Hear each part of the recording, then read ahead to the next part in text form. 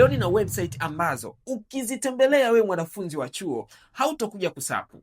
Sio hivyo tu, hata ukimaliza chuo hautokuja kupatana na sapu ambazo ziko huku mtaani, maana mtaani napo kuna sapu. Sasa hizo website ni zipi? Tulia nikupe maujanja. Website ya kwanza kuitembelea inajulikana kama mindluster.com. Hapa sasa ukiingia utakutana na tutorials za aina mbalimbali, courses za aina tofauti tofauti, na zote hizi utazipata bure kabisa pasipo kulipia hata senti. So kama unataka kujifunza programming, graphics design, digital marketing, AI, hakikisha unaitembelea hii website. Website ya pili sasa inajulikana kama NoteGPT. Hapa inachokifanya ni kwamba uta-upload video yoyote ile ambayo wewe unaihitaji, then baada hapo itakusaidia kusummarize. Kwa kama unataka kusummarize any video au lecture yoyote ile, hakikisha una-upload kwenye hii website na utapata summary ambazo zitakurahisishia katika masuala mazima ya kusoma. Na website ya tatu ambayo ni ya mwisho inajulikana kama Monkey Type. Hii itakusaidia kuimprove speed pale unapokuwa una type kwenye hiyo kompyuta yako. Kama unavyofahamu, ukiwa mwanafunzi wa chuo ni lazima uwe na speed ya kutype. So ni mwendo wa kukataa sapu na kuzitembelea hizi website ili uweze kurahisisha maisha yako ya kusoma unapokuwa chuoni.